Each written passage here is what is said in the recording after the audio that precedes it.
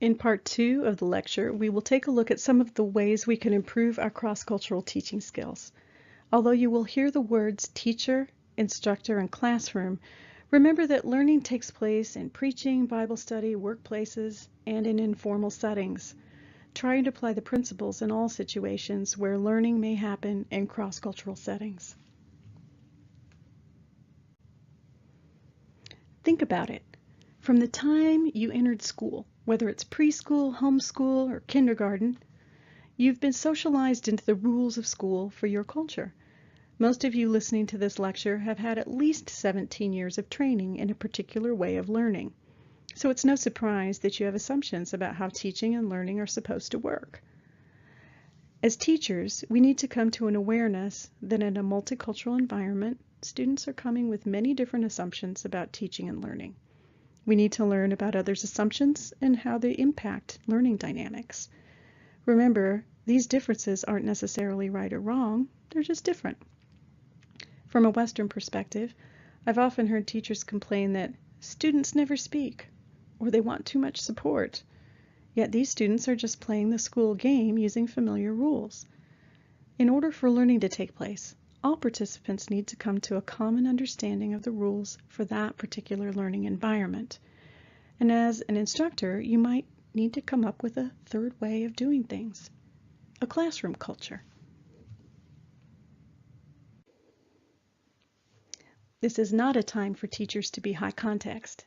Teachers need to create a common understanding, revealing any subtext and the unspoken rules of learning. As instructors, we need to share our expectations regarding teaching methods and how we are determining whether students are meeting learning goals. Here are some of the common expectations of non-Western learning cultures. Instructors talk and students listen. Students do homework together and copy each other's answers, and that isn't cheating because students are helping their in-group do well. Tasks are highly structured and teacher-directed. There is lots of homework that is tested orally in class. There is a high value on knowing information, but lesser value on applying or critically evaluating that information. You can begin to see that if you don't explain your teaching methods and why you use them, there will be disappointment on both sides of the learning dynamic. Learners also need to know how you will assess or grade their learning. What is the expected format for demonstrating learning? Provide examples. Learners may be anxious as to whether they will be penalized for poor grammar. They may want to know how they will be supported for success. Students may be confused as to what part of an assignment is required and what is optional. Being explicit and direct is helpful when the context and the rules are unfamiliar. Think back to some of the research themes shared earlier. Students from non-Western education contexts typically assume that teachers are the experts and authorities and should provide the correct answers. Teacher-directed learning is expected. Expecting students to analyze information and develop their own argument may feel overwhelming. Teachers are also viewed as parent figures, not as facilitators or co-learners. Teachers may be expected to know the students' problems, including personal ones, and be willing to counsel students and help with personal problems. Teachers should be available outside of class, not just during office hours. An African colleague who attended seminary in Africa shared how the students were very puzzled and somewhat offended by a Western professor who returned to his on-campus house and spent his evenings with his family.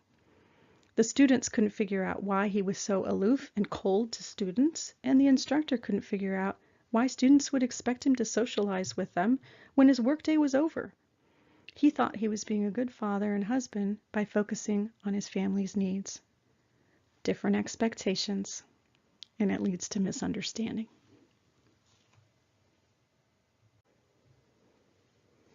Recent research indicates that native English speakers tend to be less accurate in their speech than non-native speakers.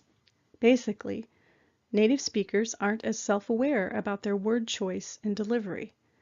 How can a native language speaker deprogram default speech patterns?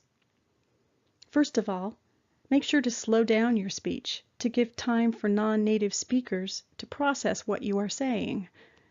Secondly, articulate clearly, avoiding slurred speech, vernacular patterns, and contractions. Third, you can repeat concepts, expressing ideas in multiple ways and using multiple examples. And then allow students to save face. Remember that smiling and nodding may not necessarily mean that the student understands what you're saying.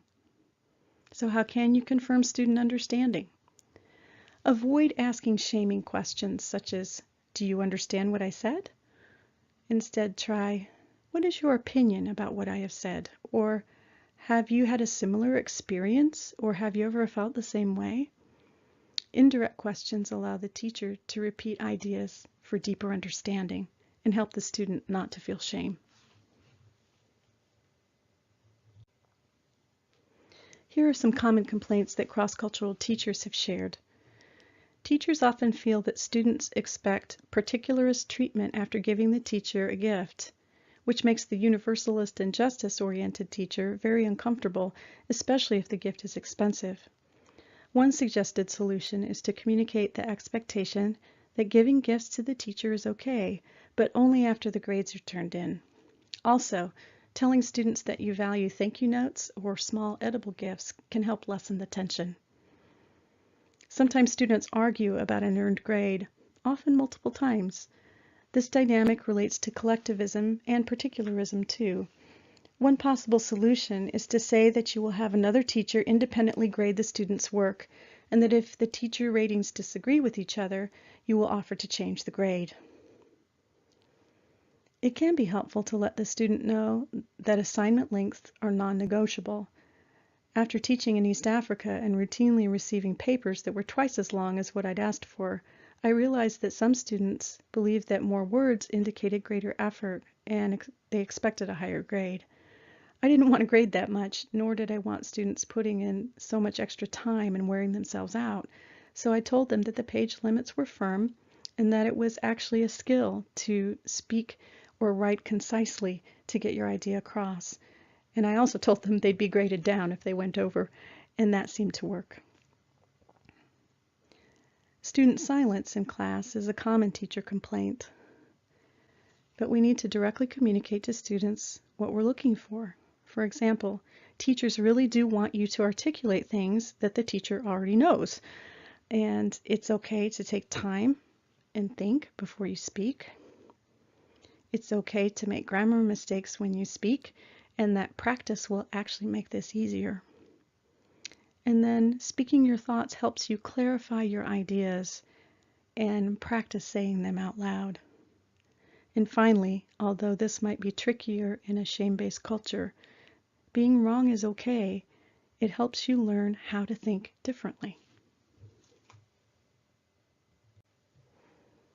I hope that this presentation has been thought-provoking as you consider how you can be effective in imparting learning to others, whatever the context might be.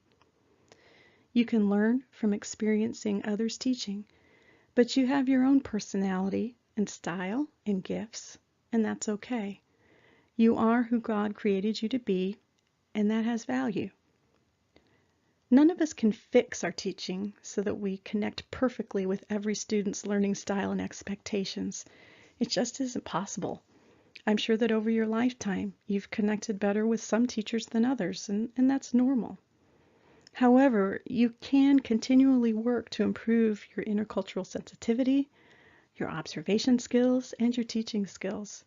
What matters most is your attitude.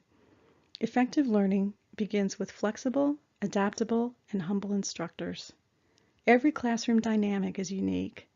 Being able to flex with each group's chemistry will make learning more exciting and effective.